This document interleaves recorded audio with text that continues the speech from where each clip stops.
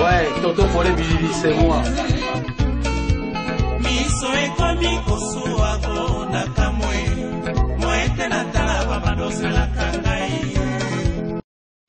Et ils ont eu donc des Congolais par la corruption, ceci, cela.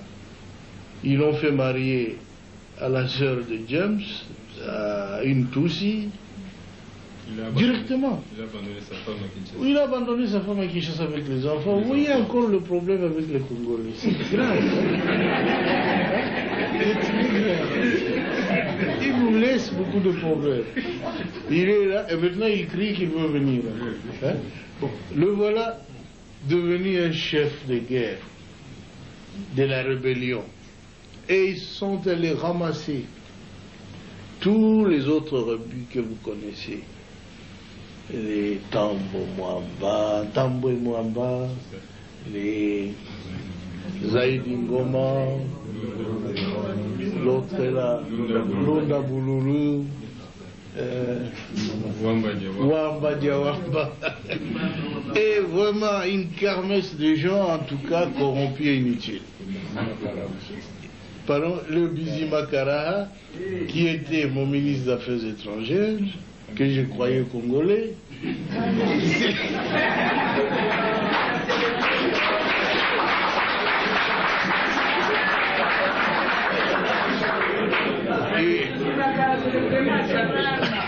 à ma très grande surprise, quand j'avais demandé à cette armée de se retirer, et avait déjà fermé des valises, ils disent, leur armée se retire, ils se sentent en insécurité. Je dis, mais non, votre armée reste. C'est l'armée rwandaise qui se retire. C'est pas la vôtre. Mais ils ont disparu. Et j'ai compris qu'ils n'étaient pas congolais alors. Parce que l'armée qui s'est retirée était rwandaise. Alors, mais un ministre congolais, un ministre d'État a disparu. Un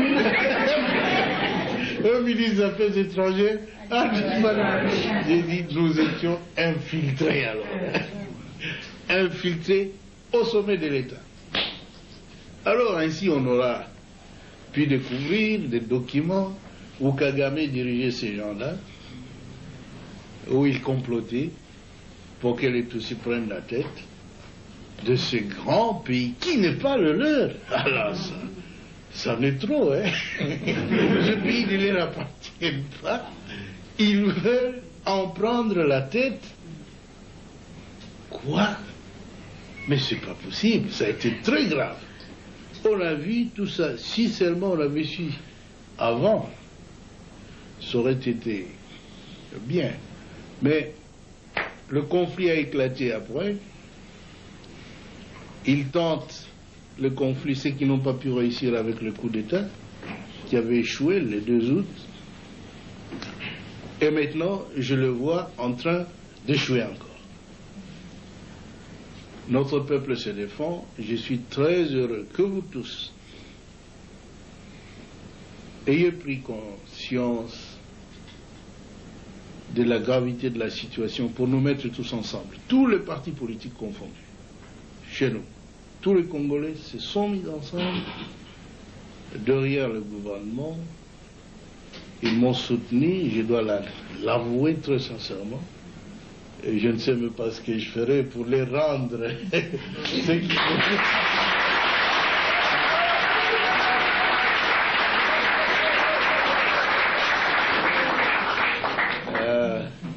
Mais ce que je dois vous assurer, c'est que je suis un soldat du peuple et je ferai mon devoir jusqu'à mon dernier jour Je veux que mon pays soit totalement libre et, en tout cas, un pays moderne qui se développe, où sur le plan social, nos villages doivent être transformés.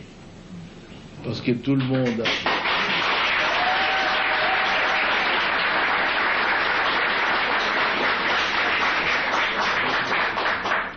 beaucoup de nos élites, beaucoup d'intellectuels, beaucoup de citadins, de gens de ville qui sont habitués à la vie, ont peur de rentrer dans nos villages. C'est parce qu'il n'y a pas de vie là-bas. Nous étions donc engagés dans un programme de reconstruction qui a commencé à porter fruit. Et tout cela sans assistance extérieure. Parce que les habitudes politiques en Afrique, c'est qu'on doit attendre de l'aide de la France, des États-Unis, de l'Union européenne, de la, de la Banque mondiale, de ceci, cela. Mais nous avons dit, depuis quand nous luttions, longtemps, nous disions que notre lutte, c'est la lutte de l'intelligence contre la force brute. La force brute.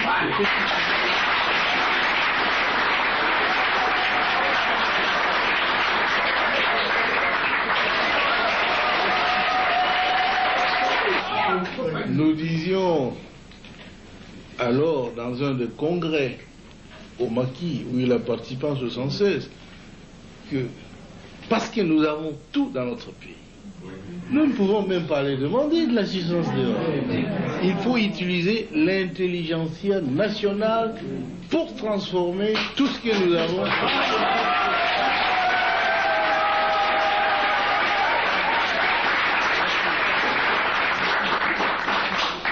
Ainsi donc, lorsque nous sommes arrivés au pouvoir, fort de cette conviction-là, et jusqu'aujourd'hui, nous essayons de transformer nos richesses, notre monde, l'environnement économique, social, culturel, avec l'argent de notre pays. On n'a jamais reçu un seul sou d'ailleurs. Et voilà qu'ils sont mécontents. Ils ne demandent pas à la Banque mondiale, ils viennent avec des plans actifés ailleurs, qu'ils ont toujours présentés pendant 37 ans du régime nôtre. Toujours le même plan. Ils sont venus avec ça. Moi j'ai dit non. Notre plan à nous, c'est nous qui souffrons. Nous connaissons de quoi nous souffrons. Alors nous allons faire un plan pour résoudre notre problème. Ils disent, où est-ce que vous aurez de l'argent? Si on peut toujours l'avoir ici. Le Congo est riche. Et nous avons fait cela. Nous avons notre plan. Il est bien. C'est un plan qui doit développer notre pays. On les a demandés. Messieurs, nous voulons aussi des autoroutes. Tous ces ambassadeurs qui étaient là, parce qu'ils étaient tellement habitués à appeler des ministres, etc., moi j'ai dit, attention, mes ministres ne sont pas des garçons de course.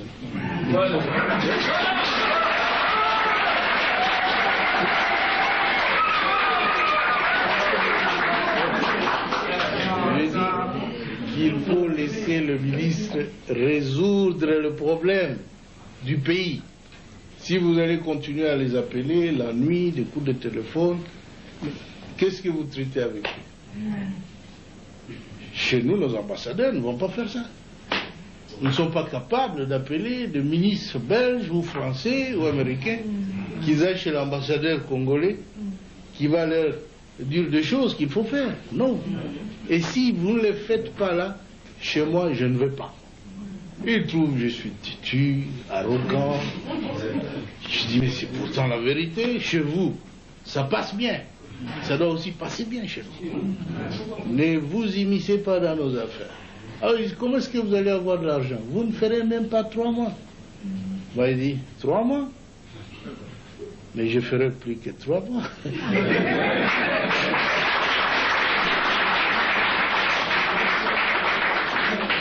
Ainsi, vous connaissez, nous avons préparé un bon plan de reconstruction du pays Ils nous ont dit qu'il faut aller les défendre à Bruxelles. C'est vrai, oui, on a envoyé une délégation à une conférence qu'ils ont appelée la conférence des amis du Congo. Disons, jeunes hommes, allez-y, défendez notre plan.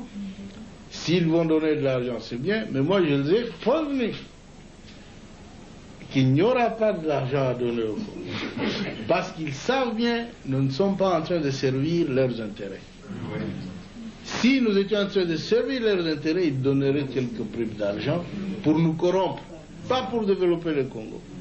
Alors maintenant, il faut un choix. Ou vous êtes pour le peuple, acceptez de rentrer sans argent, ou tu es pour eux, bouffe leur argent, rentre travailler pour ton peuple. C'est fini. Ils ont apprécié le plan et ils ont commencé à faire des éloges. Oh là là, c'est le premier plan cohérent qu'ait présenté ce pays-là. Toutes ces années, le Mobutu ne faisait pas de plan, mais il le faisait bien. Ils ont dit ça, c'est un plan cohérent, ceci, cela. Mais il faut travailler avec la Banque mondiale, il faut travailler avec ceci. Ils sont revenus, on va ouvrir un trust fund, un compte Cobert, c'est-à-dire un panier où ils vont jeter de l'argent. Jusqu'aujourd'hui, hier, le ministre du Plan ici me disait, Président, il n'y a que 13 millions. Quoi 13 millions, et encore que nous n'avons pas le droit de toucher à ces 13 millions. Parce que pour toucher les autres, et nous-mêmes, nous sommes nulle part. Et ils veulent dire dans quel secteur cet argent doit être utilisé. Moi, je les ai dit, alors là, ils peuvent oublier. S'ils veulent nous contrôler de cette façon-là, on n'a pas besoin de cet argent. 13 millions, c'est quoi? Et d'abord, il me disait qu'il y avait 80 millions. 84 millions. Moi, j'ai dit à tous ces ambassadeurs de l'Union européenne, mais 84 millions pour le Congo, c'est quoi? Nous avons beaucoup de moyens de faire sans cela. C'est 2 dollars par congolais. Oui. Nous avons moyen de faire sans vous, sans cet argent. Et nous ne voulons pas de conditions. En tout cas, je les ai dit, avec votre argent, nous on continue. Et nous avons plus que 100 millions, plus que le panier des autres. Et encore que nous n'avons pas le droit de décider de l'utilisation de cet argent. Vous voyez, ce sont de blabla, ils se sont trop familiarisés avec l'Afrique. Ils jouent avec nous comme des gamins. Mais cette fois-ci, ils ont vu que le Congo est devenu majeur. La haine. La haine. Nous n'avons rien contre les Américains, les Européens, les ceci, les cela. Mais vous-même, vous êtes témoin, écoutez RFI et d'autres. La campagne. Quelle bassesse. Hein? Ils ne font qu'accuser le Congo. Tout ne va pas, ceci, cela, mais tout va très bien. Sinon, le peuple ne se serait pas ligué autour du gouvernement. C'est maintenant que le peuple a compris que la politique, c'est la sienne. Nous ne sommes que des exécutants fidèles. C'est tout. C'est pourquoi tout le monde au Congo tend à se mettre ensemble avec la direction du pays pour que nous puissions arriver à nos objectifs. Cette fois-ci, parce que la guerre est venue s'intercaler sur notre marche avant, nous avons une priorité d'écraser les envahisseurs. Et je vous avoue qu'ils seront écrasés. Ils ne sont pas.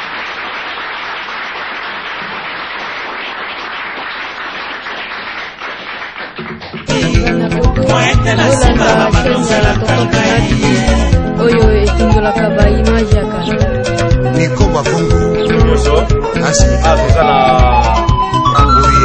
chaîne ya Toto Problème Bilili chaîne esepelesaka bino nyonso na pepilo bakala Toto Problème Bilili toujours Toto Problème Bilili baarchive oyoka mpena baarchive oyo epatama na basambeli olingi oyoka mpena oyoka yango kutusu te wana tokoyamba bino partout balali Toto Problème Bilili balali ouais Toto Problème Bilili c'est moi miso ekomi kosuwa konaka mwe ete natala babadoselaka ngai